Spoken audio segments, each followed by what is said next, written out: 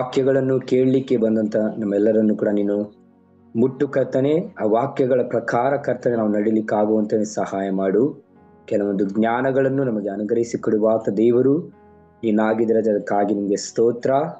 ದೇವಾ, ನೀವೇ ನಮ್ಮ ಸಂಗಡ ಮಾತನಾಡಬೇಕಾಗಿ ನಮ್ಮನ್ನು ಬೇಡಿಕೊಳ್ಳುತ್ತಾನೆ ರಜ. ನೀವು ಮಹಿಮೆ ಹೊಂದಬೇಕಾಗಿ ನಾವು ಬೇಡಿಕೊಳ್ಳುತ್ತಾ ನಜರೇತಿನ ಯೇಸುವಿನ ನಾಮದಿಂದ ಬೇಡುತ್ತ ತಂದೆಯಾದ ದೇವರೇ, ಆಮೇನ್.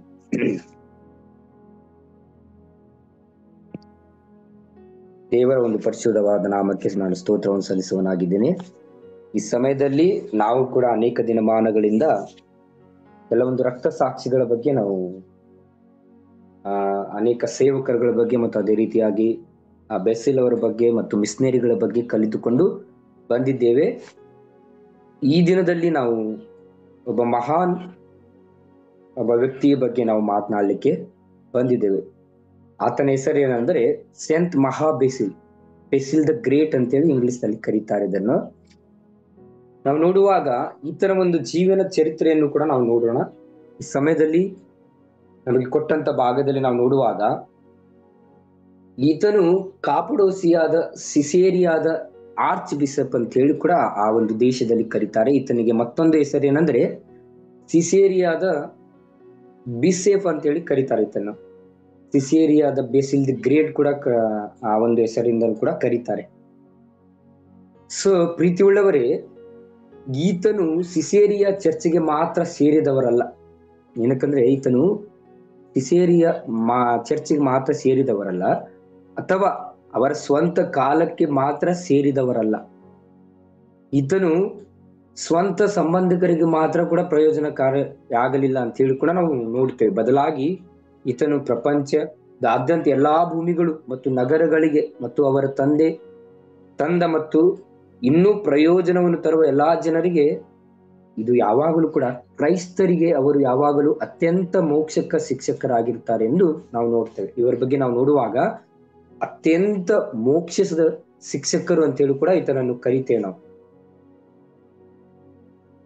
ಇವರು ಒಂದ್ ರೀತಿಯಲ್ಲಿ ನಾವು ನೋಡುವಾಗ ಸಂತ್ ಬೇಸಿಲ್ ಅವರು ಸಮಕಾಲೀನ ಇಕೋನಿಯನ್ ಬಿಷಪ್ ಸಂತ ಅಂಪಿಲೋಚಿಯನ್ ಇವರ ಬಗ್ಗೆ ಮಾತನಾಡ್ತಾರೆ. ಏನಕ್ಕಂದ್ರೆ ಈತನು ಅಷ್ಟು ಮೃದುವಾದ ಶಿಕ್ಷಕನಾಗಿರ್ತಾನೆ ಅಂತ ಹೇಳಿ ನಾವು ನೋಡ್ತೇವೆ. ಸೊ ಈತನ ಒಂದು ಜೀವನ ಚರಿತ್ರೆಯನ್ನು ನಾವು ನೋಡೋಣ. ನಾವು ನೋಡುವಾಗ ಈತನ ಜನನ ಎಲ್ಲಾಗ್ತದೆ ಅಂದ್ರೆ ಸುಮಾರು ಕ್ರಿಸ್ತ ಶಕ 330 ಅಥವಾ 29 ಅಥವಾ 30ರಲ್ಲಿ ಈತನ ಜನನವಾಗ್ತದೆ. ಅದು ಕೂಡ ಕಪ್ಪಡೋಸಿಯಾದ ಆಡಳಿತ ಕೇಂದ್ರವಾದ ಸಿಸೇರಿಯಾದಲ್ಲಿ ಈತನ ಜನನವಾಗ್ತದೆ. ಒಂದು ರೀತಿಯಲ್ಲಿ ಮಜಾಕದಲ್ಲಿರುವಂತಹ ಒಂದು ಸಿಸೇರಿಯಾ, ಒಂದು ಕಪ್ಪಡೋಸಿಯಾದ ಒಂದು ಆಡಳಿತ ಇತ್ತು ಆಗಿನ ಕಾಲದಲ್ಲಿ.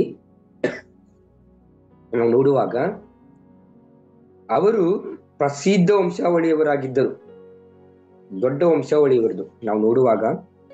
ಇದಕ್ಕಂದ್ರೆ ಈತನಿಗೆ ಅವನ ಹೆಸರು ಏನಂದ್ರೆ ಶ್ರೇಷ್ಠತೆ ಮತ್ತು ಸಂಪತ್ತಿಗೆ ಹೆಸರುವಾಸಿಯಾಗಿದ್ದರು ಈತನು. ನಾವು ನೋಡುವಾಗ ಈತನಲ್ಲಿ ಒಂದು ಶ್ರೇಷ್ಠತೆ ಇತ್ತು ಮತ್ತು ಸಂಪತ್ತಿಗೆ ಹೆಸರುವಾಸಿಯಾಗಿದ್ದವರು ಮತ್ತು ಕ್ರೈಸ್ತರಿಗೆ ನಂಬಿಕೆಗಾಗಿ ಉತ್ಸಾಹ ಭರಿತರಾಗಿರುವಂತಹ ಒಬ್ಬ ವ್ಯಕ್ತಿ. ಕ್ರೈಸ್ತರಿಗೆ ಯಾವ ರೀತಿಯಾಗಿ ನಂಬಿಕೆ ತರಬೇಕು ಎಂಬುದರಲ್ಲಿ ಈತನು ಉತ್ಸಾಹ ಭರಿತರಾದಂತ ಒಂದು ವ್ಯಕ್ತಿಯಾಗಿದ್ದರು. ನಾವು ನೋಡುವಾಗ ಈತನಲ್ಲಿ ಒಂದು ಅಡಿಯಲ್ಲಿ, ಯಾವ ಅಡಿ ಅಂದ್ರೆ ಡಯೋಕ್ಲೇಟಿಯನ್ ಅಡಿಯಲ್ಲಿ ಕಿರುಕುಳದ ಸಮಯದಲ್ಲಿ ಅವರ ತಂದೆಯ ಕಡೆಯ ಸಂತನ ಅಜ್ಜ ಮತ್ತು ಅಜ್ಜಿ ಪೋಂಟಸ್ ಕಾಡುಗಳಲ್ಲಿ 7 ವರ್ಷಗಳ ಕಾಲ ಇವರು ಅಡಗಿಕೊಳ್ಳಬೇಕಾಯ್ತಂತೆ. ನಾವು ನೋಡುವಾಗ ಇವರಿಗೆ ಸುಮಾರು, ಇವರ ತಂದೆ ಹೆಸರು ಏನಂದ್ರೆ ಹಿರಿಯ ಬೇಸಿಲ್ ಅಂತ ಹೇಳಿ ಕೂಡ ಕರೀತಾರೆ. ನಾವು ನೋಡುವಾಗ ಇವರಿಗೆ ತಾಯಿ ಎಮಿಲಿಯಾ ಅಂತೇಳಿ ಇವರ ತಾಯಿ ಹೆಸರು. ಇವರಿಗೆ ಸಹೋದರರು 5 ಜನ ಮತ್ತು ಸಹೋದರಿಯರು 5 ಜನ ಇರ್ತಾರೆ. ಅದೇ ರೀತಿಯಾಗಿ ನಾವು ನೋಡುವಾಗ ಪ್ರೀತಿಯುಳ್ಳವರೇ, ಸಂತ್ ಬೇಸಿಲ್ ಅವರ ತಾಯಿ ಸಂತ್ ಎಮಿಲಿಯಾ ಒಬ್ಬ ಹುತಾತ್ಮರ ಮಗಳಾಗಿರ್ತಾರೆ. ಇವರು ಬೇಸಿಲ್ ಅವರ ತಾಯಿ ಇದ್ದಾರಲ್ಲ, ಅವರು ಹುತಾತ್ಮರ ಮಗಳು. ಇವರನ್ನು ನಾವು ನೋಡುವಾಗ ಗ್ರೀಕ್ ಕ್ಯಾಲೆಂಡರ್ ನಲ್ಲಿ ಇವರನ್ನು ಮೇ 30ರಂದು ಸ್ಮರಿಸಲಾಗುತ್ತದೆ. ಈ ಹೆಸರು ಯಾವ ರೀತಿಯಾಗಿ ವಾಸಿ ಹೆಸರು ವಾಸಿ ಆಗುತ್ತಂದ್ರೆ ನಾವು ನೋಡುವಾಗ ಪ್ರಸಿದ್ಧವಾಗುತ್ತಂದ್ರೆ ಅವರು ವಕೀಲರಾಗಿರ್ತಾರೆ. ಯಾರಂದ್ರೆ ಬೆಸಿಲ್ ಅವರು ಪ್ರಸಿದ್ಧ ವಾಗ್ಮಿಗಳಾಗಿರ್ತಾರೆ ಮತ್ತು ಸಿಸೇರಿಯಾದಲ್ಲಿ ಹೆಸರುವಾಸಿಯಾಗಿದ್ದವರು ಈತನ ಹೆಸರು. ಈತನಿಗೆ 5 ಗಂಡು ಮಕ್ಕಳು, ಈತನಿಗೆ 5 ಹೆಣ್ಣು ಮಕ್ಕಳು ಇರ್ತಾರೆ. ಈತನ ತಂದೆಗೆ ಈತನು ಒಬ್ಬನು. ಅದರಲ್ಲಿ ನಾವು ನೋಡುವಾಗ ಈತನು ಅನೇಕ ಇದರಲ್ಲಿ ನಾವು ನೋಡುವಾಗ ಈತನು ಅನೇಕ ಕಾಲ ದಿನಮಾನಗಳಿಂದಲೂ ಕೂಡ ತಪಸ್ವಿ ಜೀವನದ ಮಾದರಿಯಾಗಿರ್ತಾನೆ. ಬರೀ ಯಾವಾಗಲೂ ಕೂಡ ತಪಸ್ವಿ ಜೀವನದಲ್ಲಿ ಮಾದರಿಯಾಗಿರ್ತಾನೆ. ಸಂತ ಬೆಸಿಲ್ ದಿ ಗ್ರೇಟ್ ಅವರು ತಮ್ಮ ಜೀವನದ ಪಾತ್ರದ ಮೇಲೆ ಬಲವಾದ ಪ್ರಭಾವ ಬೀರಿದಂತ ಒಬ್ಬ ವ್ಯಕ್ತಿ. ನಂತರ ನೈಷ್ಠಾದ ಬಿಷಪ್ ಆಗಿದ್ದ ಗ್ರೆಗೋರಿ ಅವರ ಒಂದು ಧರ್ಮಾಧಿಕಾರಿಯಲ್ಲಿ ಇವರು ಅನೇಕ ಪಾಠಗಳನ್ನು ಕಲಿತಾರೆ. ಸೊ ಇವರ ಬಗ್ಗೆ ನಾವು ನೋಡುವಾಗ ಇವರ ಅನೇಕ ಸ್ಟೋರಿ ಇದೆ ಪ್ರೀತಿ ಉಳ್ಳವರೇ. ಏನಂದ್ರೆ ಇವರು ಯೌವನ ಕಾಲದಿಂದ ಇವರಿಗೆ ಅನೇಕ ರೋಗಗಳು, ಇವರು ಬೋಧನೆ ಮಾಡುವಾಗ ಇವರಿಗೆ ಅನೇಕ ರೋಗಗಳು. ಸುಮಾರು 49ನೇ ವಯಸ್ಸಿನಲ್ಲಿ ಇವರು ಸಾಯ್ತಾರೆ. ಕ್ರಿಸ್ತ ಶಕ 379 1 ಜನವರಿ ಇವನ ಮರಣ ದಿನದಂದು ಫೀಸ್ಟ್ ಡೇ ಅಂತ ಹೇಳಿ ಇವರು ಆಚರಣೆ ಮಾಡ್ತಾರೆ. ಎಲ್ಲಂದ್ರೆ ಇಸ್ರಾಯೇಲ್ ದೇಶದಲ್ಲಿ ಆಚರಣೆ ಮಾಡ್ತಾರೆ, ಸಿಸೇರಿಯಾದಲ್ಲಿ. ಏನಕ್ಕೆ ನಿಧನರಾಗ್ತಾರೆ ಅಂದ್ರೆ ಇವರಿಗೆ ಯೌವನದಿಂದಲೂ ಅನಾರೋಗ್ಯದಿಂದ ಬಳಲುತ್ತಿದ್ದ ಒಬ್ಬ ವ್ಯಕ್ತಿ ಆಗಿರ್ತಾರೆ ಇವರು. ಮತ್ತು ಅವರಿಗೆ ಬಂದಂತ ಆ ಮರಣ ಏನಕ್ಕಂದ್ರೆ ಇವರಿಗೆ ಲಿವರ್ ಡಿಸೀಸ್ ಇರುತ್ತೆ. ಬೋಧನೆ ಶ್ರಮ ಇವರಿಗೆ ಅವರ ಇಂದ್ರಿಯ ವಿಗ್ರಹದ ಜೀವನ ಮತ್ತು ಪಾದ್ರಿಯ ಸೇವೆ ಕಾಳಜಿಗಳು ಮತ್ತು ದುಃಖಗಳು ಅವರ ಮೇಲೆ ಪರಿಣಾಮ ಬೀರಿದಂತೆ ನಾವು ನೋಡುವಾಗ ವಿಶೇಷವಾಗಿ ಇವರ ಜೀವನ ಚರಿತ್ರೆ ನಾವು ಓದ್ಕೊಂಡು ಹೋದ್ರೆ ಬಹಳಷ್ಟು ಇದೆ. ಇವರ ಬಗ್ಗೆ ನಾವು ನೋಡುವಾಗ ಇನ್ನೂ ಕೂಡ ಅನೇಕ ವಿಶೇಷವಾದ ಪ್ರೋಗ್ರಾಮ್ಗಳು ಕೂಡ ನಾವು ಇದರಲ್ಲಿ ನೋಡುತ್ತೇವೆ. ವಿಶೇಷವಾಗಿ ನಾವು ನೋಡುವಾಗ ಇವರ ಜೀವನ ಚರಿತ್ರದಲ್ಲಿ ಒಂದನ್ನು ಮಾತ್ರ ನಾನು ಹೇಳಲಿಕ್ಕೆ ಬಯಸ್ತೇನೆ. ಏನಂದ್ರೆ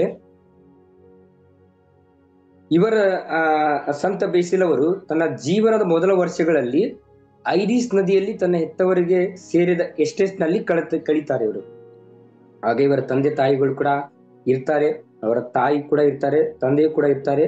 ಅವರ ಜೊತೆ ಇವರು ವರ್ಗಾವಣೆ ಅಲ್ಲೇ ಇದನ್ನಾಗ್ತಾರೆ. ನಂತರ ಇವರು ತನ್ನ ತಂದೆಯ ಮೇಲ್ವಿಚಾರಣೆಯಲ್ಲಿ ಇವರು ಆರಂಭಿಕ ಶಿಕ್ಷಣವನ್ನು ಪಡಿತಾರೆ. ಆರಂಭಿಕ ಶಿಕ್ಷಣವನ್ನು ಪಡಿತಾರೆ. ಅದಾದ್ಮೇಲೆ ಮತ್ತು ನಂತರ ಅವರು ಕಪ್ಪಡೋಸಿಯಾದ ಸಿಸೇರಿಯಾದಲ್ಲಿ ಅತ್ಯುತ್ತಮ ಶಿಕ್ಷಕರೆಂದು ಅಧ್ಯಯನ ಮಾಡ್ತಾರೆ. ಸೊ ಈತನ ಹೆಸರು ಏನಂದ್ರೆ ಒಂದು ರೀತಿಯಲ್ಲಿ ಉತ್ತಮವಾದ ಹೆಸರಿತ್ತು ಇವನಿಗೆ. ಏನು ಹೆಸರು ಏನಂದ್ರೆ ಅಥೇನ್ಸ್ನಲ್ಲಿ 4 ಅಥವಾ 5 ವರ್ಷಗಳ ಕಾಲ ಕಳೆದ ನಂತರ ಆತನು ಬೇಸಿಲ್ ಲಭ್ಯವಿರುವ ಎಲ್ಲಾ ವಿಭಾಗಗಳಲ್ಲಿ ಕರಗತ ಮಾಡಿಕೊಡ್ತಾರೆ. ಅವರು ಎಲ್ಲವನ್ನು ಸಂಪೂರ್ಣವಾಗಿ ಅಧ್ಯಯನ ಮಾಡ್ತಾರೆ. ಇತರರು ಒಂದೇ ವಿಷಯವನ್ನು ಅಧ್ಯಯನ ಮಾಡ್ತಾರೆ ಅಂದ್ರೆ ಈತನು ಅನೇಕ ವಿಷಯಗಳನ್ನು ಅಧ್ಯಯನ ಮಾಡ್ತಾರೆ ಅದೇ ದೇಶದಲ್ಲಿ ಇದ್ದುಕೊಂಡು. ಸೊ ನಾವು ನೋಡುವಾಗ ಆತನು ಪ್ರತಿಯೊಂದು ವಿಜ್ಞಾನವನ್ನ ಆಗಲಿ, ತತ್ವಜ್ಞಾನಿ, ಭಾಷಾಶಾಸ್ತ್ರಜ್ಞ, ವಾಗ್ಮಿ, ನ್ಯಾಯಶಾಸ್ತ್ರಜ್ಞ, ನೈಸರ್ಗಿಕವಾದಿ, ಖಗೋಳಶಾಸ್ತ್ರ, ಗಣಿತ ಮತ್ತು ವೈದ್ಯಕೀಯ ಆಳವಾದ ವಿದ್ಯಾಭ್ಯಾಸನ ಇವತ್ತು ಮಾಡ್ತಾರೆ.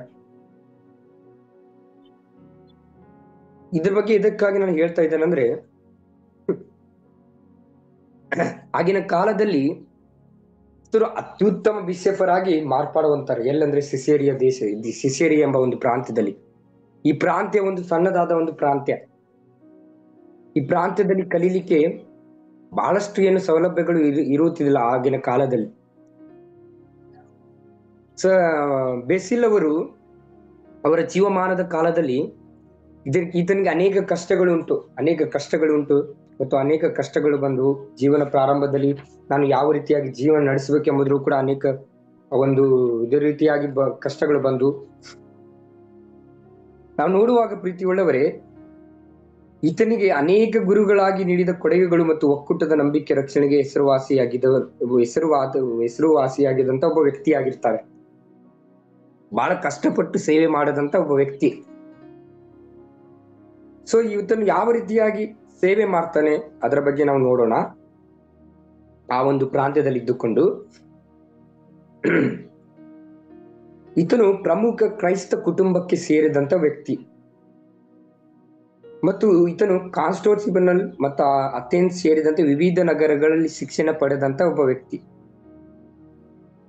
ಅದೇ ರೀತಿಯಾಗಿ ಗುರುಗಳ ಸಮುದಾಯಗಳನ್ನು ಸ್ಥಾಪಿಸುವುದರಲ್ಲಿ ಬೇಸಿಲ್ ಅವರು ಪ್ರಮುಖ ಪಾತ್ರವನ್ನು ವಹಿಸಿದಂತ ವ್ಯಕ್ತಿ. ಸೊ ನಾವು ನೋಡುವಾಗ ಈತನು ಸುಮಾರು 4ನೇ ಶತಮಾನದ ಒಂದು ಬೆಸಿಲ್ ಆಗಿ ಮಾರ್ಪಾಡುವಂತಾರೆ. 4ನೇ ಶತಮಾನದ ಬೆಸಿಲ್ ಅಂತ ಕೂಡ ಕರೀಬಹುದು ಈತನನ್ನು. ಪ್ರೀತಿಯುಳ್ಳವರು, ಇವರಿಗೆ ಅನೇಕ ದೈವಶಾಸ್ತ್ರ ಒಂದು ಜ್ಞಾನವಿತ್ತು, ದೇವರ ಪ್ರೀತಿ ಇತ್ತು ಈತನಲ್ಲಿ. ಮತ್ತೊಂದು ದೇವರು ಯಾವ ರೀತಿಯಾಗಿ ನಡೆದ್ರು, ಯೇಸು ಸ್ವಾಮಿ ಯಾವ ರೀತಿಯಾಗಿ ನಡೆದ್ರು ಆ ನಿಟ್ಟಿನಲ್ಲಿ ನಡೆದಂತ ಒಬ್ಬ ವ್ಯಕ್ತಿಯಾಗಿರ್ತಾರೆ. ಒಂದು ದಿನ ಈತನು ಸೇವೆ ಮಾಡ್ಲಿಕ್ಕೆ ಒಂದು ದೇಶಕ್ಕೆ ಹೋಗಿರ್ತಾನೆ. ಆ ಒಂದು ದೇಶ ಅಂದ್ರೆ ಒಂದು ಗ್ರಾಮಕ್ಕೆ ಹೋಗಿರ್ತಾನೆ. ಅದೇ ಒಂದು ಇಸ್ರಾಯೇಲ್ ದೇಶದಲ್ಲಿ ಇದ್ದುಕೊಂಡು ಈತನು ಆ ಒಂದು ಗ್ರಾಮದಲ್ಲಿ ಸೇವೆ ಮಾಡುತ್ತಿದ್ದಂತ ಸಮಯದಲ್ಲಿ ಸೇವೆ ಮಾಡಿಕೊಂಡು ಅಲ್ಲಿರುವಂತ ಅನೇಕ ವಿಶ್ವಾಸಿಗಳಿಗೆ ಈತನು ಒಬ್ಬ ಗ್ರೇಟ್ ಬಿಷಪರ್ ಆಗಿ ಮಾರ್ಪಾಡುವಂತಾರೆ. ಆದ್ರೆ ಒಂದು ದಿನ ಈತನ ಬೆಳೆದು ಹುಟ್ಟಿದಂತ ಊರು, ಆ ಊರಿನಲ್ಲಿ ಅನೇಕ ಕಷ್ಟಗಳು ಬಂದು, ಯಾವ ರೀತಿಯಾಗಿ ಅಂದ್ರೆ ಈತನು ಬಹಳಷ್ಟು ಜ್ಞಾನವಂತ ವ್ಯಕ್ತಿಯಾಗಿರ್ತಾನೆ. ಈತನಿಗೆ ಬಹಳಷ್ಟು ಜ್ಞಾನ ಇರುತ್ತದೆ. ಅದೇ ರೀತಿಯಾಗಿ ಈತನಿಗೆ ಆ ಜ್ಞಾನದಲ್ಲಿರುವಂತಹ ಅನೇಕ ಬೋಧನೆಗಳು ಉಂಟು. ಹಗಲು ಇರುಳು ಬೋಧನೆ ಮಾಡದಂತ ವ್ಯಕ್ತಿಯಾಗಿರ್ತಾನೆ. ಮತ್ತು ಆ ದೇಶದಿಂದ, ಆ ಒಂದು ಗ್ರಾಮದಿಂದ ಬಂದು ತನ್ನ ಗ್ರಾಮಕ್ಕೆ ಬಂದಿರುವಂತ ಸಮಯದಲ್ಲಿ ಅಲ್ಲಿರುವಂತ ಜನರು ಈತನಿಗೆ ನಮ್ಮ ಮಕ್ಕಳಿಗೆ ನೀನು ವಿದ್ಯಾಭ್ಯಾಸವನ್ನು ಕಲಿಸಿಕೊಡಿ ಅಂತ ಹೇಳಿ ಕೇಳ್ತಾರೆ. ಆದ್ರೂ ಕೂಡ ಈತನ ಏನ್ ಮಾಡ್ತಾನೆ ಅಂದ್ರೆ ಅದನ್ನೆಲ್ಲ ನಿರಾಕರಣೆ ಮಾಡಿ, ನಾನು ಏನ್ ಮಾಡ್ತೇನೆ ಅಂದ್ರೆ ಸ್ವಲ್ಪ ಹೊತ್ತು ನಾನು ದೇವರಲ್ಲಿ ಕಳೆಯಲಿಕ್ಕೆ, ದೇವರಿಗೆ ಸಮಯವನ್ನು ಕೊಡ್ಲಿಕ್ಕೆ ನಾನು ಪ್ರಾರಂಭ ಮಾಡ್ತೇನೆ. ಈ ತರ ವಿಷಯವಾದ ನನಗೆ ಕೊಡಿಬೇಡ್ರಿ ಅಂತ ಹೇಳಿ ಆತನು ಹೇಳ್ತಾನಂತೆ. ಸುಮಾರು ಇದು ನಡೆದಂತ ಘಟನೆ ಯಾವದ ಒಂದು ಸಮಾರಿನಲ್ಲಿ ಒಂದು ನೋಡುವಾಗ ಕ್ರಿಸ್ತಶಕ ಸುಮಾರು 357ನೇ ಸುಮಾರಿಗೆ ಈ ರೀತಿಯಾಗಿ ಮರಳ್ತಾರೆ ಅವರು ಒಂದು ಗ್ರಾಮದಿಂದ. ಸೊ ಮರಳದಂತ ಸಮಯದಲ್ಲಿ ನಾವು ನೋಡುವಾಗ ಪ್ರೀತಿಯುಳ್ಳವರೇ, ಈತನಿಗೆ ಅನೇಕ ಜ್ಞಾನ ಇರುವಂತ ಒಬ್ಬ ವ್ಯಕ್ತಿ ಆ ಒಂದು ರಾಜ್ಯಕ್ಕೆ, ಆ ಒಂದು ಪ್ರಾಂತಕ್ಕೆ. ಸೊ ಈ ತರ ಒಂದು ಸ್ಟೋರಿಯನ್ನು ಕೇಳುವಾಗ ಇನ್ನೂ ಬಹಳಷ್ಟು ಸ್ಟೋರಿಗಳು ಉಂಟು ಈತನಲ್ಲಿ. ನಾವು ನೋಡುವಾಗ ಸುಮಾರು 367, 337 ಮತ್ತು 361ನೇ ಅರಿಯಲ್ಲಿ ಧರ್ಮದ್ರೋಹಿ ಬೋಧನೆಗಳು ಹರಡುತ್ತಿದ್ದವು ಆಗಿನ ಕಾಲದಲ್ಲಿ. ಅಂದ್ರೆ ಆ ಒಂದು ಪ್ರಾಂತ್ಯದಲ್ಲಿ ಒಂದು ಧರ್ಮದ್ರೋಹಿಗಳೆಂಬ ಒಂದು ಬೋಧನೆ ನಡೆಯುತ್ತಿತ್ತಂತೆ. ಅಲ್ಲಿ ಒಬ್ಬ ವ್ಯಕ್ತಿ ಹುಡ್ತಾನೆ. ಆತನ ಹೆಸರು ವ್ಯಾಲೆನ್ಸ್ ಅಂತ ಹೇಳಿ. ಸುಮಾರು ಈತನು ಆ ಒಂದು ಏರಿಯಮ್ಸ್ನಿಗೆ ದೃಢ ನಿಶ್ಚಯ ಅನುಯಾಯಿಗಿದ್ದ ಚಕ್ರವರ್ತಿ ಅಂತ ಹೇಳಿ ಕೂಡ ಕರಿತೀವಿ ನಾವು ಭಾಗದಲ್ಲಿ ನಾವು ನೋಡುವಾಗ ಏರಿಯನ್ ವಿವಾದ, ಅದಕ್ಕೆ ಈತನು ಏನಾಗಿರ್ತಾನಂದ್ರೆ ವ್ಯಾಲೆನ್ಸ್ ಅಂದ್ರೆ ಚಕ್ರವರ್ತಿ ಆಗಿರ್ತಾನೆ ಈ ವ್ಯಾಲೆನ್ಸ್ ಎಂಬ ವ್ಯಕ್ತಿ. ಸುಮಾರು 364ನೇ 378ರ ಅಡಿಯಲ್ಲಿ ಈತನು ಅಧಿಕಾರಿಗೆ ಬಂದ ನಂತರ ಏನಾಗ್ತದಂದ್ರೆ ಸಾಂಪ್ರದಾಯಿಕತೆಗೆ ತೊಂದರೆಗಳು ಸಮಯ ಪ್ರಾರಂಭವಾಯ್ತಂತೆ. ಅಲ್ಲಿ ಒಂದು ದೊಡ್ಡ ಪ್ರಾರಂಭವಾಯ್ತಂತೆ. ಸೊ ಆಗಿನ ಕಾಲದಲ್ಲಿ ಈ ಒಂದು ಸಾಂಪ್ರದಾಯಿಕ ಏನಕ್ಕಾಗಿ ಪ್ರಾರಂಭವಾಯ್ತಂದ್ರೆ ಈ ಬಿಷಪ್ನಿಗೆ ಜಾಗ ಕೊಡಬಾರ್ದು ಈ ಒಂದು ಪ್ರಾಂತ್ಯದಲ್ಲಿ. ಯಾರಿಗಂದ್ರೆ ಬೆಸಿಲ್ ದ ಗ್ರೇಟ್ಗೆ. ಹೀಗೆಂದ್ರೆ ಇದರಲ್ಲಿ ಜ್ಞಾನ ಇತ್ತು, ಇದರಲ್ಲಿ ಆ ಬಡವರಿಗೆ ಹೆಲ್ಪ್ ಮಾಡುವಂತ ಒಂದು ಆಸಕ್ತಿ ಇತ್ತು. ಅದೇ ರೀತಿಯಾಗಿ ಇದನ್ನು ನಾನು ಯಾವ ನಿಟ್ಟಿನಲ್ಲಿ ನಡೆಯಬೇಕೆಂಬ ಒಂದು ಅರಿವು ಇವನಲ್ಲಿ ಇತ್ತು. ಆ ಕಾರಣಕ್ಕಾಗಿ ನೋಡ್ರಿ ಪ್ರೀತಿ ಉಳ್ಳವರು, ಇಲ್ಲೇ ಈತನು ಒಳ್ಳೆ ಕೆಲಸ ಮಾಡ್ಬೇಕಂತ ಹೇಳಿ ಈತನಿಗಿರುವಾಗ ಈತನಿಗೆ ಅನೇಕ ಶೋಧನೆಗಳುಂಟು. ಅನೇಕ ಶೋಧನೆಗಳು ಬಂದು, ಅನೇಕ ಕಷ್ಟಗಳು ಬಂದು, ಇದನ್ನು ಬಹಳ ಅತ್ಯುತ್ತಮ ಸೇವಕ ಕೂಡ ನಾವು ಕರಿತೀವಿ. 4ನೇ ಶತಮಾನದ ಬಿಸಿಲು ಕೂಡ ಎಂದು ಕರೀತಾರೆ ಆ ಒಂದು ದೇಶದಲ್ಲಿ. ಇದನ್ನ ಹೆಸರಿಟ್ಟುಕೊಂಡು ಆ ದೇಶದಲ್ಲಿ ಈಗಲೂ ಕೂಡ ಆ ಒಂದು ಪ್ರಾಂತ್ಯದಲ್ಲಿ ಜನವರಿ 1ರಂದು ಈತನ ಬಗ್ಗೆ ಅನೇಕ ಒಂದು ಫೀಸ್ಟ್ ಡೇ ಅಂತ ಹೇಳಿ ಆಚರಣೆ ಮಾಡ್ತಾರೆ. ಅಂತ ಒಂದು ವ್ಯಕ್ತಿಗೆ ಅನೇಕ ಅಡೆತಡೆಗಳು ಉಂಟಾದವು. ಸೊ ಅಲ್ಲಿರುವಂತ ಅವರ ಆ ಒಂದು ನಾಗರಿಕರ ಮಕ್ಕಳನ್ನು ಈತನ ಬಳಿಗೆ ಕಳಿಸ್ಲಿಕ್ಕೆ ಪ್ರಾರಂಭ ಮಾಡ್ತಾರೆ. ಯಾಕಂದ್ರೆ ಅಷ್ಟು ನಿಷ್ಠಾವಂತ ಶಿಕ್ಷಕ ಮತ್ತು ವಕೀಲರು ಆಗಿರ್ತಾರೆ ಇವರು. ಸೊ ಆ ಒಂದು ಪ್ರಾಂತ್ಯದೊಳಗೆ ಈ ರೀತಿಯಾಗಿ ಸಂಪ್ರದಾಯ ಉಂಟಾಗುತ್ತೆ. ಮತ್ತು ಅಲ್ಲಿಯ ಬಡವ ಜನರ ಅಲ್ಲಿ ಇದ್ದಂತ ಬಡವ ಜನರೊಂದಿಗೆ ಈತ ವ್ಯಾಲೆನ್ಸ್ ಅಧಿಕಾರಕ್ಕೆ ಬಂದಾಗ ಅವರಲ್ಲಿರುವಂತ ಎಲ್ಲಾ ಬಡತನದ ಎಲ್ಲ ಕುಟುಂಬ ಮಕ್ಕಳಿರುವಂತ ಎಲ್ಲ ಆಸ್ತಿಯನ್ನು ಇವರು ತೆಗೆದುಕೊಳ್ತಾರೆ. ಸೊ ಅನೇಕ ಕಷ್ಟಗಳು ಬಂದು ಆಗ ಇದನ್ನು ಬರ್ತಾನೆ ಆ ಒಂದು ಪ್ರಾಂತ್ಯಕ್ಕೆ ಬಂದು ಈ ರೀತಿಯಾಗಿ ಯಾಕೆ ಮಾಡ್ತೀರಾ ನೀವು ಅಂತ ಹೇಳಿ ಕೇಳಿದಾಗ ಅವರು ಹೇಳ್ತಾರಂತೆ, ಏಕೆಂದ್ರೆ ನಾನು ಈ ದೇಶದಲ್ಲಿ ನಾನು ಹೇಳಿದಂತ ವ್ಯಕ್ತಿನೇ ಇಲ್ಲಿ ಸೇವೆ ಮಾಡಬೇಕು. ಅಂದ್ರೆ ಈ ಒಂದು ಪ್ರಾಂತ್ಯದಲ್ಲಿ ಯಾರು ಹೇಳ್ತಾರಂದ್ರೆ ಇದನ್ನು ವ್ಯಾಲೆನ್ಸ್ ಅವರು, ಚಕ್ರವರ್ತಿಯಾದ ವ್ಯಾಲೆನ್ಸ್ ಅವರು ಹೇಳ್ತಾರೆ. ಸೊ ಇವರು ನಾನು ಹೇಳಿದಂತ ವ್ಯಕ್ತಿನೇ ಇಲ್ಲಿ ಸೇವೆ ಮಾಡಬೇಕು, ಯಾಕಂದ್ರೆ ಇದನಿಗೆ ದುಡ್ಡು ತಿನ್ನುವಂತ ಒಂದು ಆಸೆ ಇತ್ತು. ಆ ಆಸೆಯಿಂದಲೇ ಈತನನ್ನು ಬಹಳಷ್ಟು ಗಂಭೀರವಾಗಿ ಮಾರ್ಪಾಡುವಂತಾನೆ ಅಂತ ಇವನು. ಸೊ ನೋಡುವಾಗ ಎಲ್ಲಾ ವಿಷಯದಲ್ಲಿ ಕೂಡ ಆತನು ಬಹಳಷ್ಟು ಗಂಭೀರವಾದಂತ ಒಂದು ಕಷ್ಟದಲ್ಲಿ ಇರ್ತಾನಂತೆ. ಅನೇಕ ಕಷ್ಟಗಳನ್ನು ಸಹಿಸ್ತಾನೆ ಸೆಂಟ್ ಮಹಾಬೇಸಿಲ್ ಅವರು. ಮತ್ತು ಈತನ ಆಸ್ತಿಯನ್ನು ಕೂಡ ಕಸಿದುಕೊಳ್ತಾರೆ. ಈತನು ಆ ಒಂದು ಪ್ರಾಂತ್ಯಕ್ಕೆ ಬಹಳಷ್ಟು ಶ್ರೀಮಂತ ವ್ಯಕ್ತಿಯಾಗಿರ್ತಾನೆ ಮಹಾಬೇಸಿಲ್ ಅವರು. ಸೊ ಈತನಲ್ಲಿರುವಂತೆಲ್ಲ ಆಸ್ತಿಯನ್ನು ಕೂಡ ತೆಗೆದುಕೊಳ್ತಾನೆ. ಸೊ ಈ ರೀತಿಯಾಗಿ ನಡೀತಾರಂತೆ. ಸೊ ಆಗಿನ ಸಮಯದಲ್ಲಿ ಸಂತ್ ಮಹಾಬೇಸಿಲ್ ಅವರು ಬಹಳಷ್ಟು ಅದ್ಭುತವಾದ ರೀತಿಯಲ್ಲಿ ಪ್ರಾರ್ಥನೆಯಲ್ಲಿ ತೊಡಗಿದ್ರಂತೆ ಪ್ರೀತಿಯುಳ್ಳವರು. ನಾವು ನೋಡುವಾಗ ಅದಕ್ಕೆ ಈತನನ್ನು ರಕ್ತ ಸಾಕ್ಷಿಯನ್ನಾಗಿ ಮಾರ್ಪಾಡುವಂತಾರೆ. ಬಹಳ ಪ್ರಾರ್ಥನೆಯಲ್ಲಿ ಹಗಲಿರಳು ಬೋಧನೆಯನ್ನು ಸಾರಿದಂತ ವ್ಯಕ್ತಿ ಕೂಡ ನಾವು ಕರೀಬಹುದು ಈತನನ್ನು. ಒಟ್ಟ ಫ್ರೀ ಇರ್ತಿದ್ದಿಲ್ಲ. ಸೊ ಆ ಕಾರಣಕ್ಕಾಗಿ ದೇವರು ಈತನನ್ನು ಆರಿಸಿ ತೆಗೆದುಕೊಳ್ತಾರಂತೆ. ನಾವು ನೋಡುವಾಗ ಪ್ರೀತಿಯುಳ್ಳವರೇ, ಈತನ ಬಗ್ಗೆ ನಾನು ಎದಕ್ಕಾಗಿ ಹೇಳ್ತಾ ಇದ್ದೇನೆಂದ್ರೆ, ಈತನು ಒಂದು ರೀತಿಯಲ್ಲಿ ಸಾಮಾನ್ಯವಾಗಿ ಪ್ರಮುಖ ಸತ್ಯವಿದ ತತ್ವಗಳನ್ನು ಪ್ರತಿಬಿಂಬಿಸುವಂತ ಒಬ್ಬ ವ್ಯಕ್ತಿಯಾಗಿರ್ತಾನೆ. ಏನಕ್ಕಾಗಿ ಅಂದ್ರೆ ಒಂದು ಪ್ರೀತಿ, ದಾನ ಮತ್ತು ಸಮುದಾಯದ ಮಹತ್ವವನ್ನು ಒತ್ತಿ ಹೇಳುವಂತ ಒಬ್ಬ ವ್ಯಕ್ತಿ ಆಗಿರ್ತಾನೆ. ಆಗ ಈತನು ನಾವು ಕೀರ್ತನೆ ಭಾಗದಲ್ಲಿ ನಾವು ನೋಡುವಾಗ 38ನೇ ಅಧ್ಯಾಯ ಅದರ 13ನೇ ವಚನದಲ್ಲಿ ನಾವು ನೋಡ್ತೇವೆ. ಕೀರ್ತನೆ 38ನೇ ಅಧ್ಯಾಯ 13ನೇ ವಚನ ಈ ರೀತಿಯಾಗಿ ಹೇಳುತ್ತೆ, ನಾನಂತೂ ಕಿವುಡನಂತೆ ಕೇಳದವನಾಗಿದ್ದೇನೆ, ಮೂಕನಂತೆ ಬಾಯಿ ತೆರೆಯುವುದೇ ಇಲ್ಲ. ಈ ವಚನ ಏನಕ್ಕಾಗಿ ಹೇಳ್ತಿದ್ದೇನೆಂದ್ರೆ, ಸೊ ಈ ರೀತಿಯಾಗಿ ಅನೇಕ ಕಷ್ಟಗಳನ್ನು ಆ ವ್ಯಕ್ತಿ ಕೊಡ್ತಾ ಇದ್ದಾನೆ. ಇವನಿಗೆ ಯಾಕೆ ಕೊಡ್ತಾ ಇದ್ದಾನೆ, ಯಾಕೆ ಮಾಡ್ತಾ ಇದ್ದಾನೆ ಈ ರೀತಿಯಾಗಿ ಅವನಿಗೆ ಗೊತ್ತಿಲ್ಲ. ಆದ್ರೂ ಕೂಡ ಆತನಿಗೆ ಯಾವ ರೀತಿಯಾಗಿರ್ತಾನಂದ್ರೆ ಕಿವುಡನಂತೆ ಕೇಳದವನಾಗಿದ್ದಾನೆ, ಮೂಕನಂತೆ ಬಾಯಿ ತೆರೆದವನಾಗಿದ್ದಾನೆ. ಸೊ ನಮ್ಮ ಜೀವಿತದಲ್ಲಿ ಕೂಡ ಈತನು ಯಾವ ರೀತಿಯಾಗಿ ಕಷ್ಟದ ಕಾಲದಲ್ಲಿ ಮತ್ತು ಅನೇಕ ಸಮಯಗಳಲ್ಲಿ, ಅನೇಕ ಕಷ್ಟದ ಕಾಲದಲ್ಲಿ ಅನೇಕರು ಈತನ ಬಗ್ಗೆ ಬಹಳಷ್ಟು ಹೊಗಳ್ತಾರಂತೆ. ಆದ್ರೂ ಕೂಡ ಈತನು ಸೇವೆ ಮಾಡ್ಲಿಕ್ಕೆ ಏನ್ ಮಾಡ್ಲಿಲ್ಲ, ನಿಲ್ಲಿಸ್ಲಿಲ್ಲ ಅಂತೆ.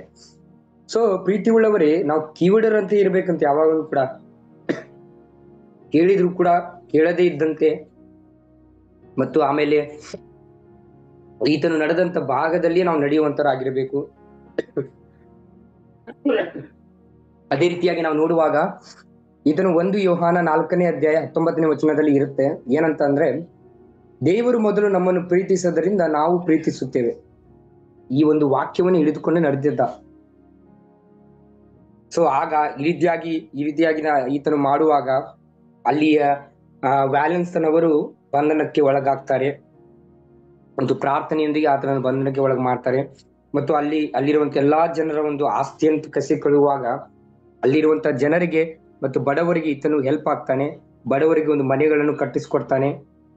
ಅದೇ ರೀತಿಯಾಗಿ ಅನೇಕರಿಗೆ ಜಾಗ ಇಲ್ಲದವರಿಗೆ ಜಾಗವನ್ನು ಅನುಗ್ರಹಿಸಿಕೊಡ್ತಾನೆ. ಆಗ ಈತನಿಗೆ ಒಂದು ಒಂದು ದೊಡ್ಡ ಮರಣವಾಗುತ್ತೆ. ಈ ಪ್ರೀತಿ ಉಳ್ಳವರೇ, ನಾವು ನೋಡುವಾಗ ಈ ವಚನಗಳನ್ನ ನಾನು ಏನಕ್ಕಾಗಿ ಹೇಳ್ತೇನೆಂದ್ರೆ, ನಾವು ನಮ್ಮ ನೆರೆಯವರನ್ನು ಕೂಡ ನಾವು ಪ್ರೀತಿ ಮಾಡುವಂತರಾಗಿರ್ಬೇಕು ಅಂತ. ಯಾವಾಗಲೂ ಕೂಡ ಈತನು ಕೂಡ ಅದೇ ರೀತಿಯಾಗಿ ಮಾಡ್ತಿದ್ದ. ಈತನ ಒಂದು ಚರಿತ್ರೆ ನಾವು ನೋಡುವಾಗ ಬಹಳಷ್ಟು ದೊಡ್ಡದಾದ ಚರಿತ್ರೆ, ಹೇಳಲಿಕ್ಕೆ ಟೈಮ್ ಸಾಕಾಗಲ್ಲ. ನಾವು ನೋಡುವಾಗ ಮತ್ತಾಯನ ಬರೆದ ಸುವಾರ್ತೆಯಲ್ಲಿ 25ನೇ ಅಧ್ಯಾಯ 40ನೇ ವಚನದಲ್ಲಿ ಈ ರೀತಿಯಾಗಿ ಒಂದು ವಚನ ಹೇಳುತ್ತೆ. ಏನಂದ್ರೆ, ಅದಕ್ಕೆ ಅರಸನಿಗೆ ಈ ರೀತಿಯಾಗಿ ವಚನ ಹೇಳುತ್ತೆ, ಈ ನನ್ನ ಸಹೋದರರಲ್ಲಿ ಕೇವಲ ಅಲ್ಪನಾದ ಒಬ್ಬನಿಗೆ ಏನೇನು ಮಾಡಿದರೂ ಅದು ನನಗೆ ಮಾಡಿದ ಹಾಗಾಯ್ತು. ನೋಡ್ರಿ, ಇದನಿಗೆ ಅನೇಕ ಕಷ್ಟಗಳು ಮಾಡಿದ್ರಂತೆ. ಆ ಒಂದು ವ್ಯಕ್ತಿ ಮಾಡಿದ್ರು ಕೂಡ ಈತನು ಬಡವರು ಮತ್ತು ಅಂಚಿನಲ್ಲಿರುವವರನ್ನು ನೋಡಿಕೊಳ್ಳುವ ಮಹತ್ವವನ್ನು ಒತ್ತಿ ಹೇಳುವುದರಲ್ಲಿ ಈತನು ಬಹಳಷ್ಟು ಐಕ್ಯವಾದ ಮತ್ತು ಪ್ರಾಮಾಣಿಕವಾದ ಸೇವಕನಾಗಿರ್ತಾನೆ. ಬೆಸ್ಸಿಲ್ಲಾಗಿರ್ತಾರೆ, ಶಿಕ್ಷಕರಾಗಿರ್ತಾರೆ. ನಾವು ನೋಡುವಾಗ ನಾವು ಇದರ ಜೀವನ ಚರಿತ್ರೆಯನ್ನು ಏನಕ್ಕಾಗಿ ಹಿಡಿದುಕೊಳ್ಬೇಕಂದ್ರೆ, ಕ್ರೈಸ್ತ ಜೀವನದಲ್ಲಿ ನಮಗೆ ಪ್ರೀತಿಯ ಕೇಂದ್ರ ಬಿಂಬವನ್ನು ಎತ್ತಿ ತೋರಿಸುವುದ್ರಲ್ಲಿ ನಾವು ಮುಂದಾಗಿರ್ಬೇಕಂತ ಯಾವಾಗಲೂ. ಈತನು ಅದೇ ರೀತಿಯಾಗಿ ನಡೆದ.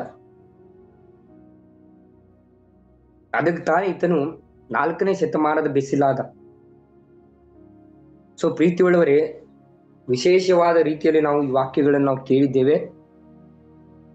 ಅದೇ ರೀತಿಯಾಗಿ ನಾವು ಸತ್ಯಕ್ಕೆ ಬದ್ಧತೆಯನ್ನು ಕೊಡಬೇಕು ಮತ್ತು ಅನೇಕ ಕಷ್ಟದಲ್ಲಿರುವಂತ ಬಡವರಿಗೆ ನಾವು ಹೆಲ್ಪ್ ಮಾಡುವಂತ ಮಕ್ಕಳಾಗಿ ಮಾರ್ಪಾಡ ಹೊಂದಬೇಕು ಯಾವಾಗಲೂ ಕೂಡ. ಇದನ್ನು ಅನೇಕ ವಚನಗಳನ್ನು ಹೇಳ್ತಾನೆ, ಅನೇಕ ಒಂದು ಪ್ರದೇಶಗಳಲ್ಲಿ ಹೋಗಿ ಸುವಾರ್ತೆಯನ್ನು ಸಾರ್ತಾನೆ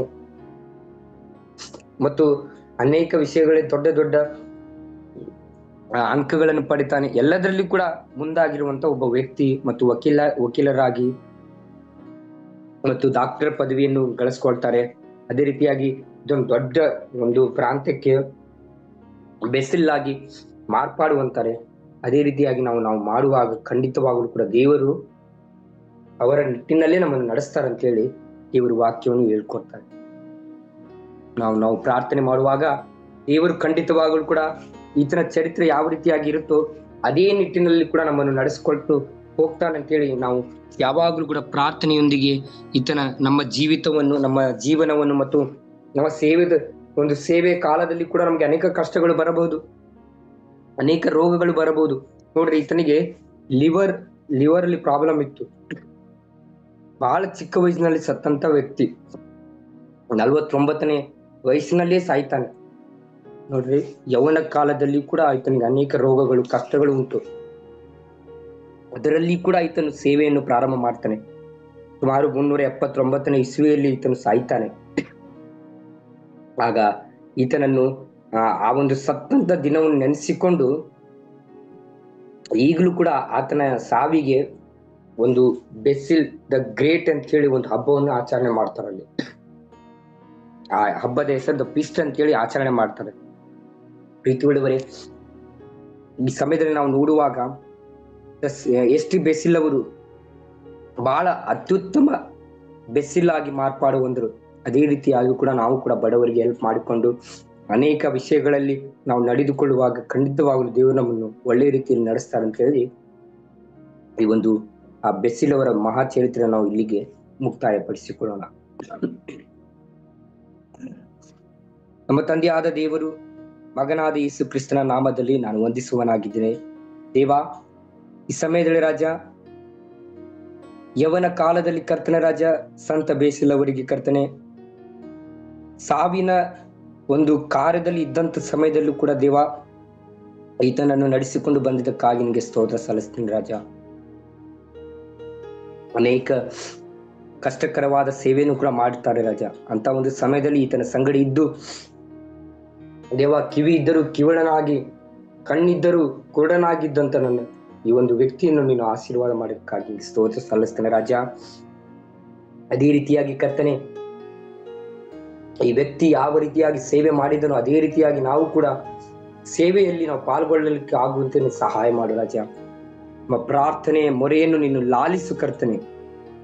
ದೇವಾ, ನಮ್ಮ ಕಲ್ವಾರಿ ಚಾಪೆಲ್ನಲ್ಲಿರುವಂತ ಎಲ್ಲ ಸೇವಕರನ್ನು ಕೂಡ ನೀನು ಆಶೀರ್ವದಿಸು ಕರ್ತನೆ. ಇವರು ನಡೆದಂತ ಹಾದಿಯಲ್ಲಿ ಕರ್ತನೆ ನಾವು ಕೂಡ ನಡೀಲಿಕ್ಕೆ ಆಗುವಂತೆ ನೀನು ಸಹಾಯ ಮಾಡು ರಾಜ. ನಾವು ಯಾವಾಗಲೂ ಕೂಡ ನಿನ್ನ ಪ್ರಾರ್ಥನೆಯಲ್ಲಿ ನಿನ್ನ ಬೆಳವಣಿಗೆಯಲ್ಲಿ ನಾವು ಬೆಳಿಲಿಕ್ಕಾಗುವಂತೆ ನೀನು ಸಹಾಯ ಮಾಡು ದೇವಾ. ನಿನ್ನ ಸುವಾರ್ಥಿಕರಾಗಿ ನಾವು ದೇವ ಯಾವಾಗಲೂ ಕೂಡ ನಡೀಲಿಕ್ಕಾಗುವಂತೆ ನೀನು ಸಹಾಯ ಮಾಡು. ಇವರು ಯಾವ ರೀತಿಯಾಗಿ ರಕ್ತ ಸಾಕ್ಷಿಗಳಾಗಿ ಮಾರ್ಪಾಡು ಹೊಂದರು ಅದೇ ರೀತಿಯಾಗಿ ಕರ್ತನೆ ನಮ್ಮ ಜೀವಿತದಲ್ಲೂ ಕೂಡ ಒಂದು ಸಾಕ್ಷಿಗಳಾಗಿ ನಾವು ಮಾರ್ಪಾಡು ಹೊಂದಲಿಕ್ಕಾಗುವಂತೆ ನೀನು ಸಹಾಯ ಮಾಡು.